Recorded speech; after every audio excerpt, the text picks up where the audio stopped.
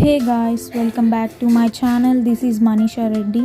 So guys, నేనైతే దీపాలు వెలిగించడానికి కొన్ని థింగ్స్ అయితే నేను ఇంటి నుంచే తెచ్చుకున్నాను టెంపుల్కి. అండ్ అలానే పసుపు కుంకుమతో నీట్గా బొట్లు అయితే పెట్టేసుకొని, అండ్ దీపాలు కింద పెట్టకూడదని నేనైతే తమలపాకులు పెట్టి ఫ్లవర్స్తో మంచిగా డెకరేట్ చేసి పూజ అయితే చేసేసుకున్నాను.